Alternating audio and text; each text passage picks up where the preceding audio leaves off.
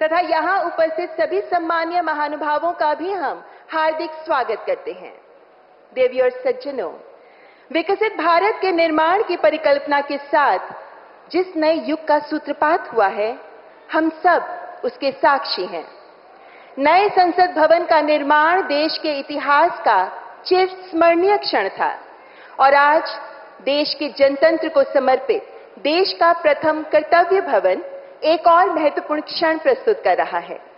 ये सभी कर्तव्य भवन वो कर्मस्थल बनेंगे जो जन कल्याण के कर्तव्य पथ पर चल रहे हर जन सेवक, हर कर्म योगी के जनाकांक्षाओं को धरातल पर साकार करने के प्रयासों को प्रतिबिंबित करेगा। अब मैं केंद्रीय आवासन और शहरी कार्य मंत्री माननीय श्री मनोहर लाल जी से विनम्र निवेदन करती हूं कि कृपया विशिष्ट अतिथिगण के स्वागत हेतु स्वागत संबोधन प्रस्तुत करें।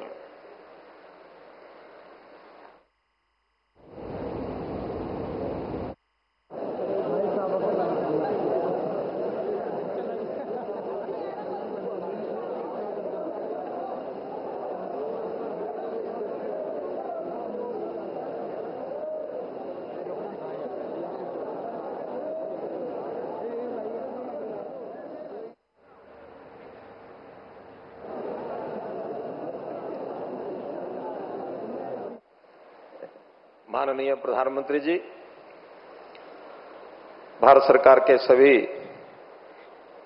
आदरणीय केंद्रीय मंत्रीगण, सांसदगण, सभी विभागों के सचिवगण, अन्य सभी अधिकारीगण, उपस्थित बंधुओं, भाइयों बहनों, आज का ये अवसर बहुत महत्वपूर्ण अवसर है। इस कर्तव्य भवन के निर्माण में जिसका आज उद्घाटन हो रहा है, बहुत से सहयोगी अधिकारीगण और निर्माण में लगे सभी कामगार, इन सब बंधुओं का जिन्होंने इसमें सहयोग किया है, उन सब का भी मैं बहुत बहुत अभिनंदन करता हूं। माननीय प्रधानमंत्री जी, आज के इस अवसर पर मैं विशेष रूप से आपका धन्यवाद करना चाहता हूं कि आपने न केवल समय की जरूरत को देखते हुए बल्कि कर्तव्य पथ के रूप में नए ऑफिस भवनों को बनाने के इस नए भारत, बदलते भारत और विकसित भारत की इस तस्वीर का विचार हमको दिया है। देश की आजादी के 68 साल के बाद हमारी सारे सरकारी कार्य प्रणाली में एक नए कार्य का शुभारंभ हो रहा है। जनसेवा के कदमों को बढ़ाते हुए कर्मयोगी बनकर राजपथ के बजाय कर्तव्य पथ पर चलने की परंपरा ये आपने शुरू करवाई है। इस राजपथ को, कर्तव्य पथ का नाम ये आप ही के द्वारा दिया गया है। कार्यस्थलों को कर्तव्य भवनों का ये नाम दिया गया है। 10 कर्तव्य भवनों की निर्माण श्रृंखला में कर्तव्य भवन 3 का सबसे पहले आदरणीय प्रधानमंत्री जी ने आज उद्घाटन किया है। मैं इस अवसर पर आप सबका स्वागत और अभिनंदन करता हूं।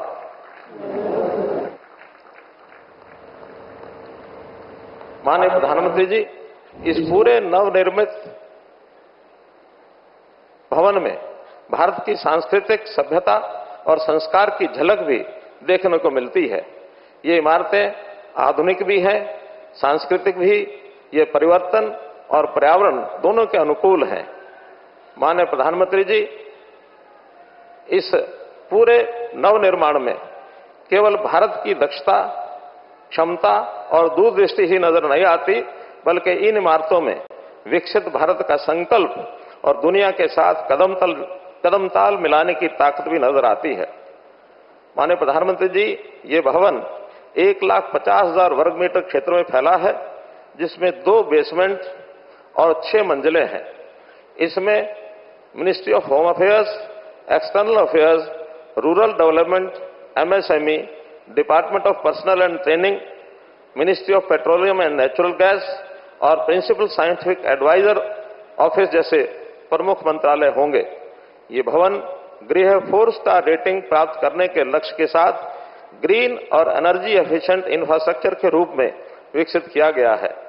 366 kilowatt per hour rooftop solar system जो प्रतिवर्ष 5.3 लाख यूनिट बिजली उत्पन्न करने की क्षमता के साथ अपनी ऊर्जा जरूरतों को पूरा करता है। परिवर्तन के इस समय में प्रकृति और पर्यावरण का भी हमने पूरा ध्यान रखा है। या रेन वाटर हार्वेस्टिंग सिस्टम भी लगाया गया है जिसकी क्षमता 740 KLD है और यहां पानी पीने के भी ये योग्य होगा। स्वच्छ भारत मिशन के तहत इसमें सॉलिड वेस्ट मैनेजमेंट का भी प्रावधान किया गया है। Advanced fire safety, natural light और वेंटिलेशन के लिए कोर्टयार्ड बेस्ड डिजाइन और आधुनिक IT रेडी इंफ्रास्ट्रक्चर इस भविष्य की आवश्यकता के अनुरूप बनाता है। ये सभी भवन न केवल आज को देखकर बल्कि आने वाले कल की जरूरतों को भी ध्यान में रखकर बनाए गए हैं। माननीय प्रधानमंत्री जी, ये कर्तव्य भवन आत्मनिर्भर भारत की आकांक्षाओं, आने वाली पीढ़ी की अपेक्षाओं और विकसित भारत के सपने की एक तस्वीर है। इस कर्तव्य भवन से हम सब कर्मयोगी बनकर, राष्ट्र सेवक बनकर मिलकर काम करेंगे और अपने इस सपने को पूर्ण करेंगे। कर्तव्य पथ के इस विचार, इस भाव और इस विजन के लिए मैं पुनः प्रधानमंत्री महोदय जी का हृदय की गहराइयों से धन्यवाद करता हूं, उनका आभार व्यक्त करता हूं। बहुत बहुत धन्यवाद। जय हिंद, जय भारत।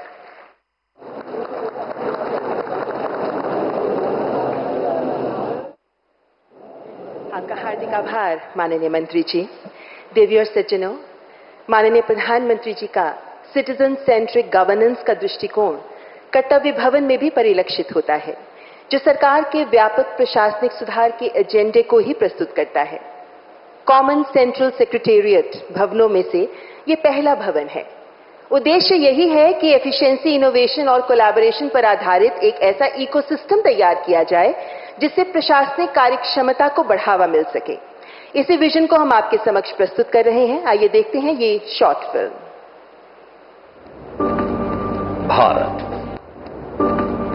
भारत विश्व का सबसे प्राचीन और सबसे बड़ा लोकतंत्र है।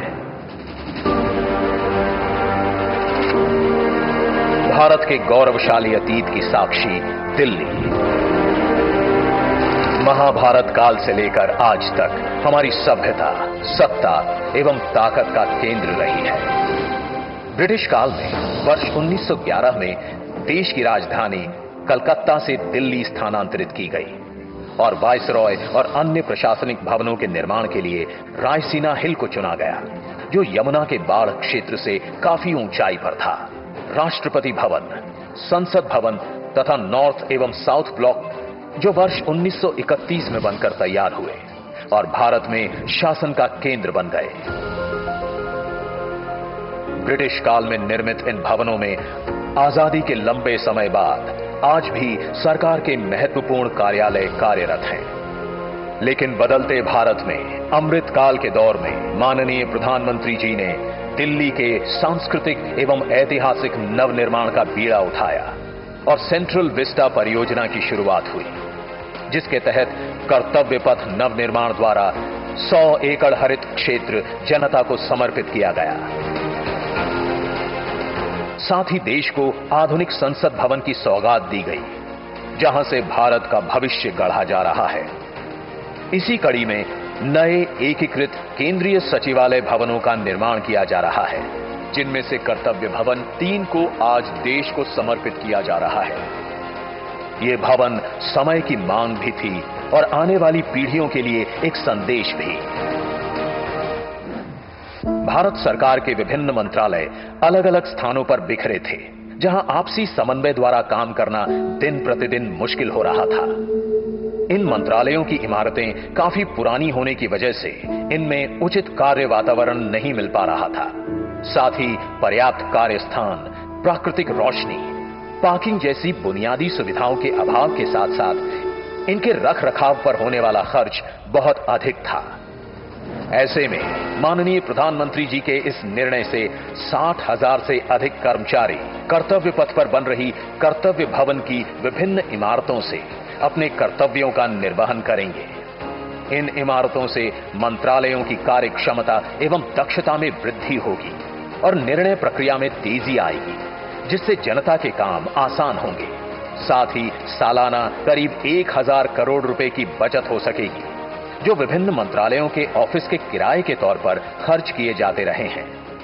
ये इमारतें वर्षा जल संग्रहण, सौर ऊर्जा एवं ई ऑफिस जैसी आधुनिकतम सुविधाओं से युक्त हैं, जो कर्मचारियों को स्वस्थ, संवेदनशील एवं समर्पित कार्य वातावरण प्रदान करेंगी। साथ ही कर्मचारियों की सुविधा हेतु योग कक्ष, जिम, संगीत कक्ष एवं कैफेटेरिया का भी प्रावधान इन भवनों में किया जा रहा है। नॉर्थ एवं साउथ ब्लॉक के मंत्रालयों को कर्तव्य पथ पर शिफ्ट करने के बाद इनके स्थान पर दुनिया का सबसे बड़ा युगे युगीन भारत संग्रहालय बनाकर ये भूमि फिर से देश की जनता को समर्पित की जाएगी। इस तरह रायसीना हिल से लेकर यमुना नदी तक के 30 लाख वर्ग मीटर क्षेत्र में दुनिया का सबसे बड़ा पब्लिक प्लाजा देश की जनता को मिलेगा। एक नई metro line Indraprastha metro station से शुरू होकर भारत मंडपम, इंडिया गेट, कर्तव्य भवन स्टेशन और युगे युगीन भारत म्यूजियम स्टेशन होते हुए रामकृष्ण आश्रम मार्ग मेट्रो स्टेशन को जोड़ेगी। साथ ही कर्तव्य भवन की सभी इमारतें भूमिगत रूप से कर्तव्य भवन मेट्रो स्टेशन से जुड़ी होंगी। इस तरह ये पूरा क्षेत्र एक आधुनिक एवं समग्र दिल्ली मेट्रो नेटवर्क एवं नमो भारत रेल नेटवर्क के माध्यम से जुड़ा होगा, जो न केवल राष्ट्रीय राजधानी क्षेत्र को जोड़ेगा, बल्कि एयरपोर्ट एवं नई दिल्ली रेल इंटरफेस के माध्यम से देश दुनिया को निर्बाध रूप से जोड़ते हुए दिल्ली को विश्व की श्रेष्ठ राजधानी बनाने की दिशा में एक महत्वपूर्ण प्रयास होगा। देश की राजधानी का ये ऐतिहासिक कायाकल्प विकसित भारत की नव आकांक्षाओं को साकार करने की दिशा में एक निर्णायक कदम साबित होगा। आज दिल्ली अतीत की गरिमा एवं भविष्य के संकल्प को एक साथ लिए आधुनिक भारत के नवनिर्माण एवं युग परिवर्तन की कहानी बन रही है। माननीय प्रधानमंत्री जी के विकसित भारत के संकल्प को साकार करने की दिशा में देश तैयार है एक ऊंची उड़ान के लिए।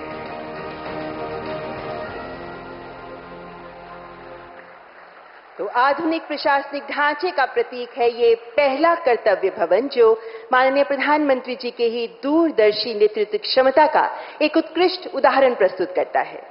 अंत्योदय से राष्ट्रोदय की संकल्पना को साकार करते मां भारती की सेवा में समर्पित, मन, वचन और कर्म से सदैव देशवासियों की सेवा में तत्पर रहने वाले परम श्रद्धेय आदरणीय प्रधानमंत्री जी से मैं करबद्ध आग्रह करती हूं कि कृपया अपने आशीर्वचनों से हमारा मार्गदर्शन करें।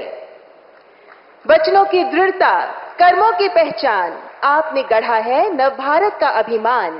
संघर्ष को अवसर में बदलने की मिसाल, विश्व में गूंजा है भारत का स्वर्णिम सुरताल। Ladies and gentleman, please welcome honourable prime minister.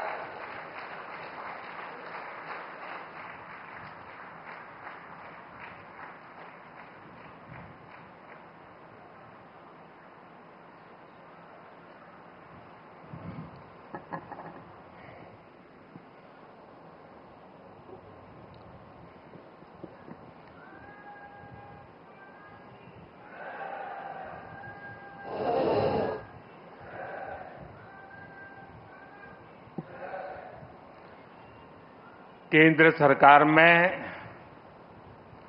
मंत्रिमंडल के सभी साथी,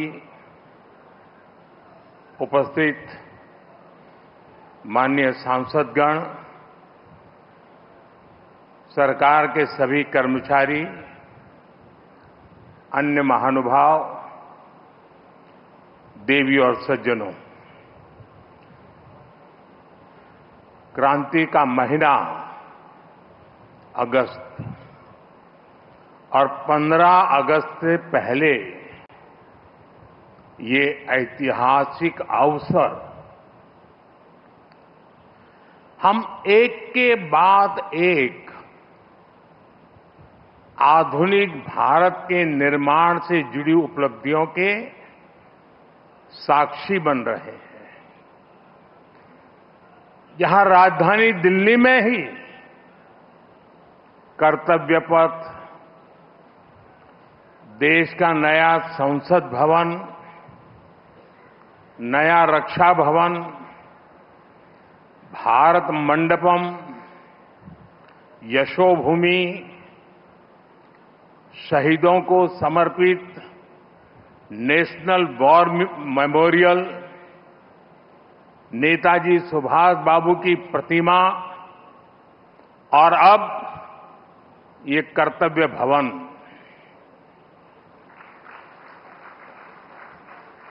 ये केवल कुछ नए भवन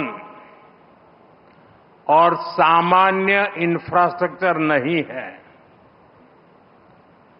अमृत काल में इन्हीं भवनों में विकसित भारत की नीतियां बनेगी, विकसित भारत के लिए महत्वपूर्ण निर्णय होंगे।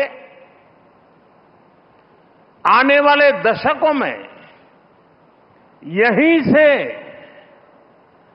राष्ट्र की दिशा तय होगी। मैं आप सभी को और सभी देशवासियों को कर्तव्य भवन की बहुत बहुत बधाई देता हूं। मैं इसके निर्माण से जुड़े सभी इंजीनियर्स और सभी श्रमिक साथियों का भी आज इस मंच से धन्यवाद करता हूं।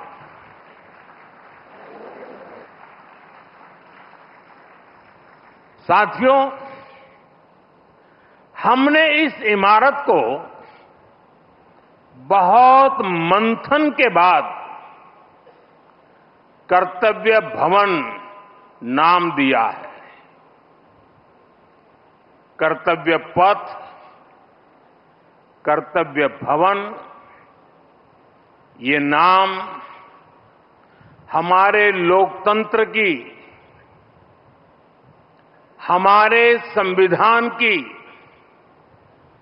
मूल भावना का उद्घोष करते हैं। गीता में भगवान श्री कृष्ण ने कहा है, न मे पार्थ अस्ति कर्तव्यम त्रिषु लोकेषु किंचन नानवाप्तम अवाप्तव्यम वर्त एव च कर्मणि। अर्थात हमें क्या प्राप्त करना है, क्या प्राप्त नहीं करना है, इस सोच से ऊपर उठकर हमें कर्तव्य भाव से कर्म करना चाहिए। कर्तव्य भारतीय संस्कृति में ये शब्द केवल दायित्व या रिस्पॉन्सिबिलिटी तक सीमित नहीं है। कर्तव्य हमारे देश के कर्म प्रधान दर्शन की मूल भावना है। स्व की सीमा से परे सर्वस्व को स्वीकार करने की विराट दृष्टि, यही कर्तव्य की वास्तविक परिभाषा है। और इसलिए कर्तव्य ये सिर्फ इमारत का नाम भर नहीं है, ये करोड़ों देशवासियों के सपनों को साकार करने की तपोभूमि है।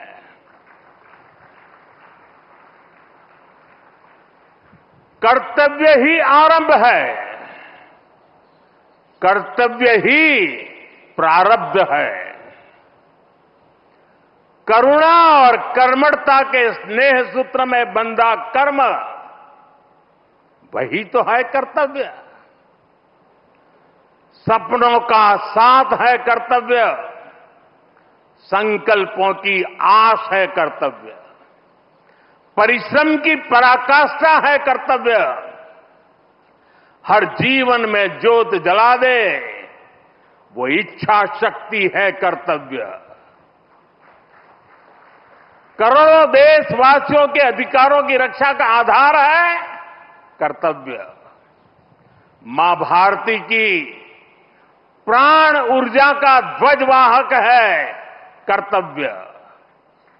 नागरिक देवो भव के मंत्र का जाप है कर्तव्य। राष्ट्र के प्रति भक्ति भाव से किया हर कार्य है कर्तव्य। साथियों, आजादी के बाद दशकों तक देश की एडमिनिस्ट्रेटिव मशीनरी उन बिल्डिंगों से चलाई जाती रही है जो ब्रिटिश शासनकाल में बनी थी। आप भी जानते हैं, दशकों पहले बने इन प्रशासनिक भवनों में वर्किंग कंडीशन कितनी खराब थी, और अभी वीडियो में कुछ झलक भी देखी हमने। यहां काम करने वालों के लिए न पर्याप्त स्पेस है, न रोशनी है, न जरूरी वेंटिलेशन है। आप कल्पना कर सकते हैं, होम मिनिस्ट्री जैसी महत्वपूर्ण मिनिस्ट्री करीब 100 साल से एक ही बिल्डिंग में अपर्याप्त साधनों के साथ चल रही थी। इतना ही नहीं, भारत सरकार के अलग अलग मंत्रालय दिल्ली के 50 अलग अलग जगहों से चल रहे हैं। इनमें से बहुत सारे मंत्रालय तो किराए की बिल्डिंग में है। इनके किराए पर जितने रुपए खर्च हो रहे थे, वो अपने आप में बहुत बड़ा आंकड़ा है। और वैसे पूरा हिसाब लगाएं तो बहुत बड़ा है, लेकिन अगर मोटा मोटा हिसाब लगाएं तो 1,500 करोड़ रुपया प्रति वर्ष इसमें जाता है। इतनी बड़ी राशि भारत सरकार अलग अलग मंत्रालयों के सिर्फ किराए पर खर्च कर रही है। इसके अलावा एक और दिक्कत, काम की वजह से स्वाभाविक है कि कर्मचारियों का यहां से वहां आना जाना भी होता है। अनुमान है कि हर रोज 8 से 10,000 कर्मचारियों को एक मंत्रालय से दूसरे मंत्रालय में आना जाना पड़ता है। अब इसमें भी सैकड़ों गाड़ियों का मूवमेंट होता है, खर्च होता है, सड़कों पर ट्रैफिक बढ़ता है, कितना समय खराब होता है। और इन सब से काम में भी इनएफिशिएंसी के सिवाय कुछ नहीं रहता है। साथियों, 21वीं सदी के भारत को 21वीं सदी की आधुनिक व्यवस्थाएं चाहिए, इमारतें भी चाहिए। ऐसी इमारतें जो टेक्नोलॉजी, सुरक्षा और सुविधा के लिहाज से बेहतरीन हो, जहां कर्मचारी सहज हो, फैसले तेज हो और सेवाएं सुगम हो। इसलिए कर्तव्य पथ के आसपास एक होलिस्टिक विजन के साथ कर्तव्य भवन जैसी विशाल इमारतों का निर्माण किया जा रहा है।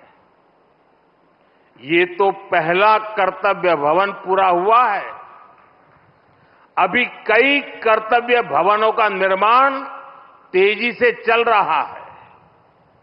ये ऑफिसेस जब आसपास शिफ्ट होंगे, नजदीक नजदीक हो जाएगी, तो इससे कर्मचारियों को सही वर्क एनवायरनमेंट मिलेगा, जरूरी सुविधाएं मिलेगी, उनका टोटल वर्क आउटपुट भी बढ़ेगा और सरकार जो 1,500 करोड़ रुपए किराए पर खर्च कर रही है वो भी बचेगा। साथियों, कर्तव्य भवन की ये भव्य बिल्डिंग, ये सभी प्रोजेक्ट्स, नए डिफेंस कॉम्प्लेक्स, देश के तमाम बड़े इंफ्रास्ट्रक्चर प्रोजेक्ट्स, ये देश को पेश का सबूत तो है ही, ये भारत के वैश्विक विजन का प्रतिबिंब भी है। हम दुनिया को जो विजन दे रहे हैं, भारत खुद उन्हें किस तरह अंगीकार कर रहा है, ये हमारे इंफ्रास्ट्रक्चर डेवलपमेंट में दिखाई दे रहा है। हमने दुनिया को मिशन लाइफ दिया, हमने वन अर्थ, वन सन, वन ग्रिड का आइडिया विश्व के सामने रखा। ये वो विजन है जिनसे मानवता के भविष्य की उम्मीद जुड़ी है। आज आप देख सकते हैं, कर्तव्य भवन जैसे हमारे आधुनिक इंफ्रास्ट्रक्चर, ये ऐसे इंफ्रास्ट्रक्चर हैं जिनकी आत्मा प्रो पीपल है और इनका स्ट्रक्चर प्रो प्लेनेट है। कर्तव्य भवन में भी रूफटॉप पर सोलर पैनल्स लगाए गए हैं, वेस्ट मैनेजमेंट के लिए एडवांस सिस्टम को इसमें इंटीग्रेट किया गया है।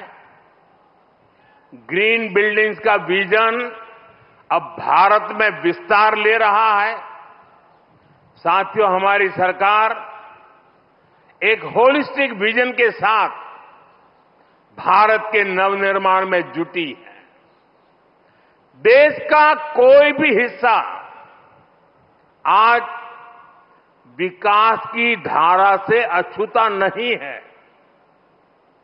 अगर दिल्ली में संसद की नई इमारत बनी है तो देश में 30,000 से ज्यादा पंचायत भवन भी बने हैं। आज यहां एक और कर्तव्य भवन जैसी बिल्डिंग बन रही है तो साथ ही गरीबों के लिए 4 करोड़ से ज्यादा पक्के घर भी बनाए गए हैं। यहां नेशनल वॉर मेमोरियल बना है, पुलिस मेमोरियल बना है, तो देश में 300 से ज्यादा नए मेडिकल कॉलेज भी बनाए गए। यहां भारत मंडपम बना है तो देश में 1300 से ज्यादा नए अमृत भारत रेलवे स्टेशन भी बनाए जा रहे हैं। यहां बने यशोभूमि की भव्यता पिछले 11 साल में बने करीब 90 नए एयरपोर्ट में भी नजर आती है।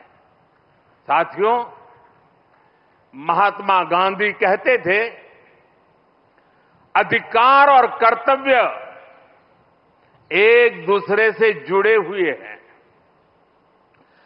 कर्तव्य के पालन से ही हमारे अधिकारों को बल मिलता है। हम नागरिक से कर्तव्य की अपेक्षा रखते हैं, लेकिन सरकार के तौर पर हमारे लिए भी कर्तव्य सर्वोपरि है। और जब कोई सरकार अपने कर्तव्यों को गंभीरता से पूरा करती है तो वो गवर्नेंस में भी नजर आता है। आप सभी जानते हैं, पिछला एक दशक देश में गुड गवर्नेंस का दशक रहा है। गुड गवर्नेंस और विकास की धारा रिफॉर्म्स की गंगोत्री से ही निकलती है।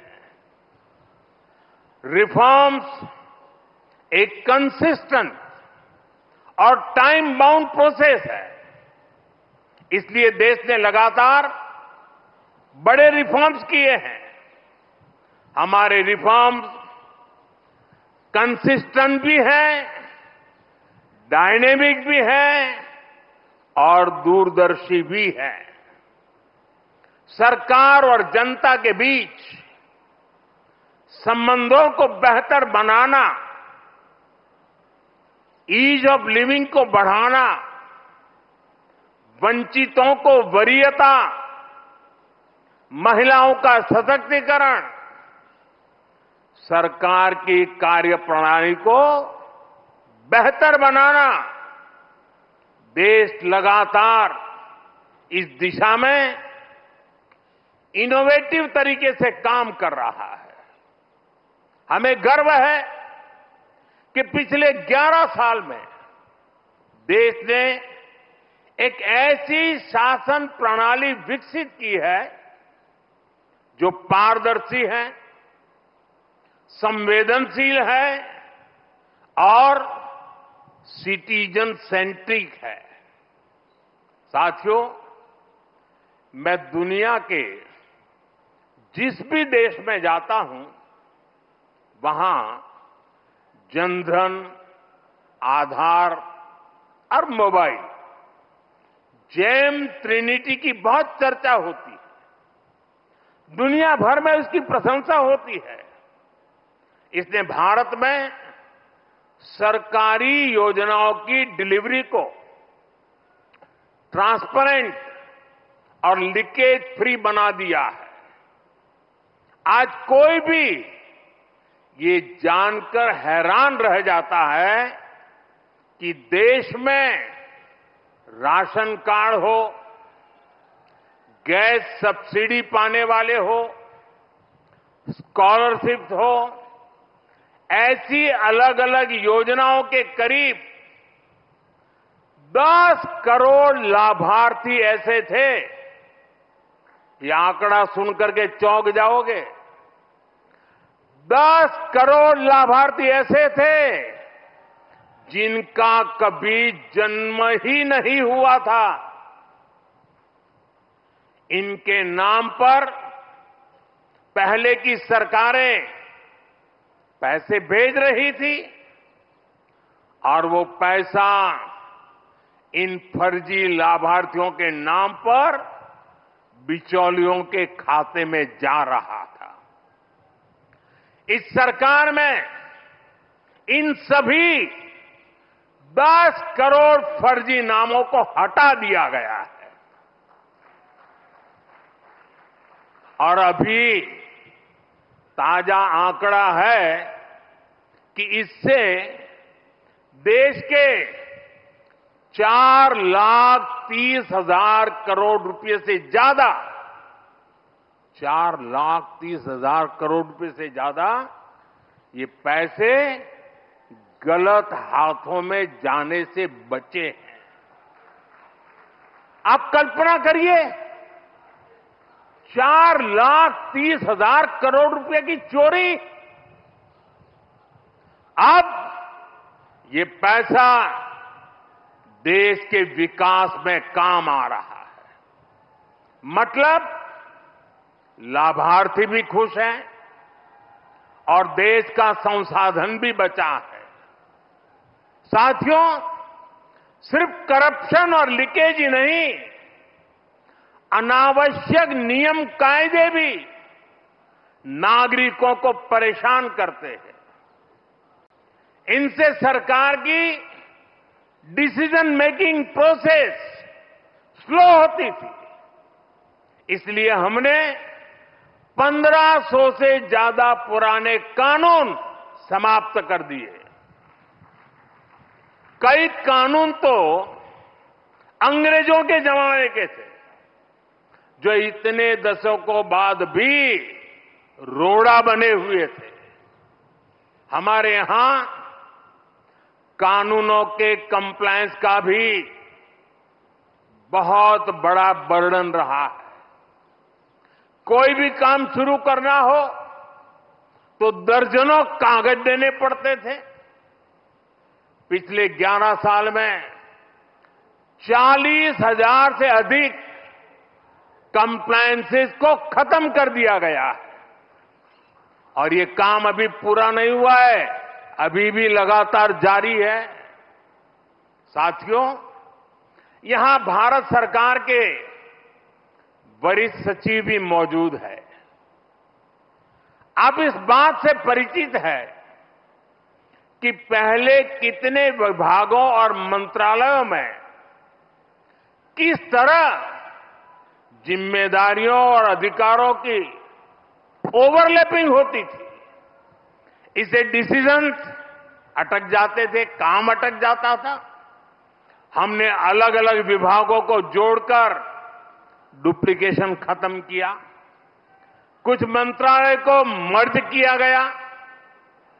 जहां जरूरत थी वहां नए मंत्रालय भी बनाए गए।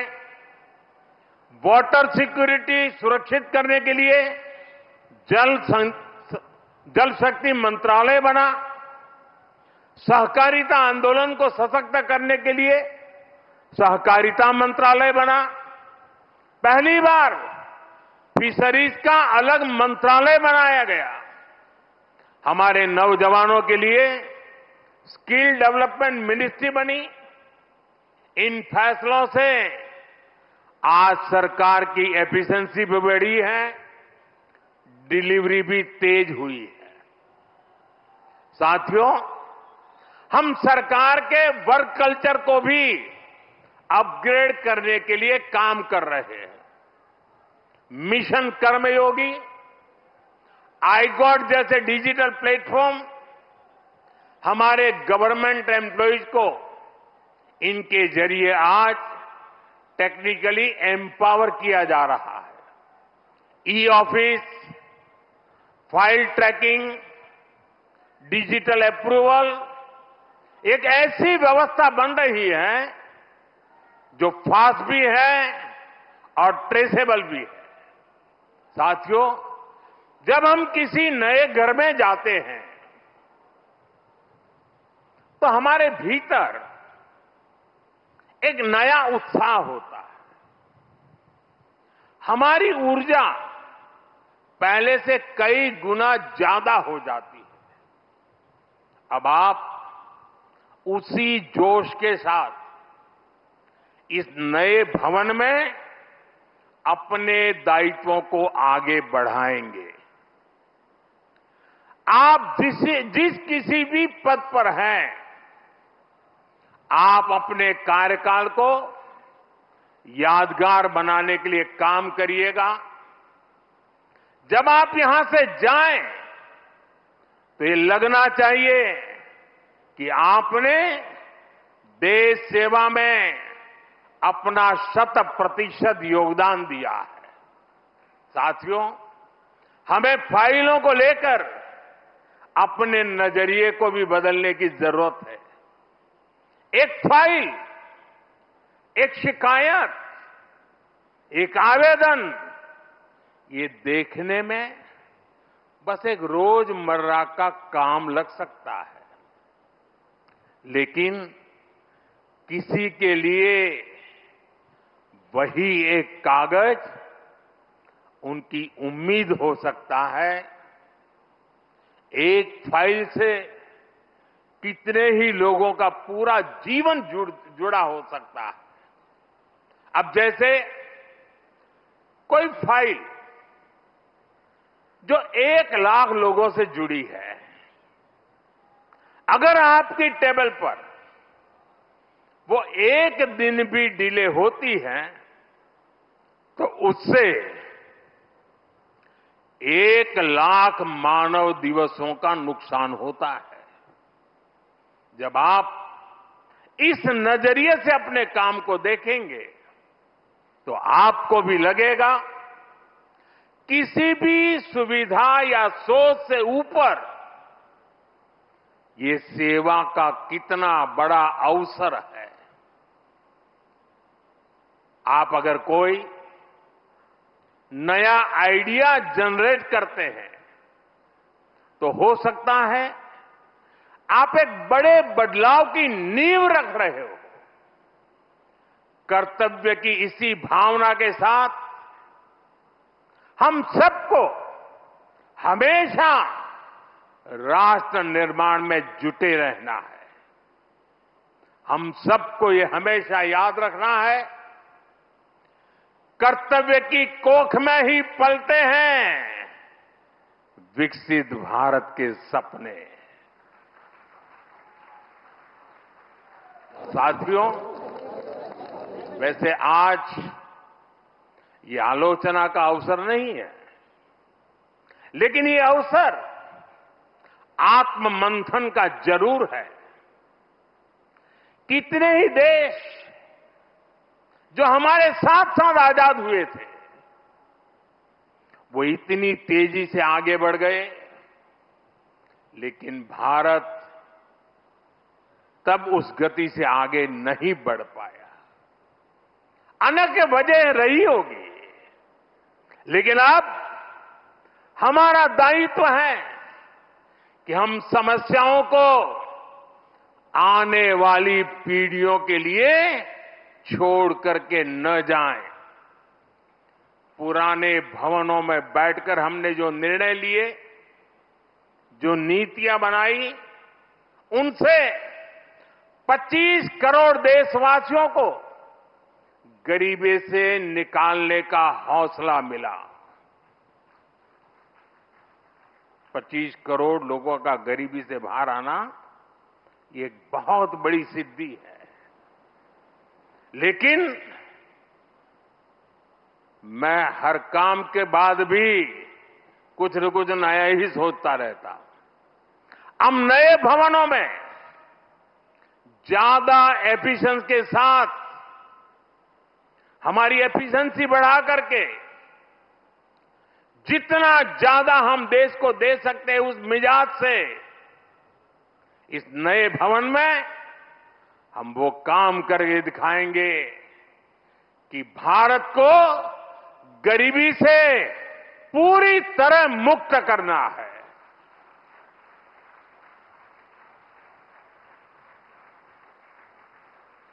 इन्हीं भवनों से विकसित भारत का सपना साकार होगा। ये लक्ष्य हम सबके प्रयासों से ही पूरा होगा। हमें मिलकर भारत को दुनिया की तीसरी सबसे बड़ी इकोनॉमी बनाना है। हमें मिलकर मेक इन इंडिया और आत्मनिर्भर भारत की सक्सेस स्टोरी लिखनी है। हमारा संकल्प होना चाहिए, हम अपनी और देश की प्रोडक्टिविटी को स्केल अप करेंगे। जब टूरिज्म की बात हो, पूरी दुनिया से लोग भारत आए। जब ब्रांड्स की बात हो, तो दुनिया की नजर इंडियन ब्रांड्स पर जाए। जब एजुकेशन की बात हो, तो विश्व से स्टूडेंट्स भारत आए। हम भारत की ताकत को बढ़ाने के लिए क्या कुछ कर सकते हैं, ये भी हमारे जीवन का ध्येय होना चाहिए। साथियों, जब सफल राष्ट्र आगे बढ़ते हैं तो अपनी सकारात्मक विरासत को त्यागते नहीं हैं, वो उसे संरक्षित करते हैं। आज विकास और विरासत के इसी विजन पर हमारा भारत आगे बढ़ रहा है। नए कर्तव्य भवन के बाद ये नॉर्थ और साउथ ब्लॉक भी भारत की महान विरासत का हिस्सा बनेंगे। नॉर्थ और साउथ ब्लॉक को देश की जनता के लिए युगे युगीन भारत इस संग्रहालय के रूप में बदला जा रहा है। देश का हर नागरिक यहां जा सकेगा, देश की ऐतिहासिक यात्रा के दर्शन कर सकेगा। मुझे विश्वास है हम सब यहां की विरासत को, यहां की प्रेरणाओं को साथ लेकर कर्तव्य भवन में प्रवेश करेंगे। मैं एक बार फिर देशवासियों को कर्तव्य भवन की बहुत बहुत बधाई देता हूं। बहुत बहुत धन्यवाद।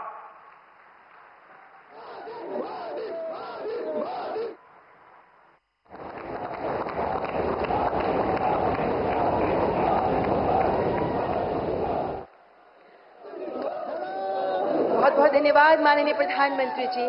आपके मार्गदर्शक शब्दों के लिए आपका हार्दिक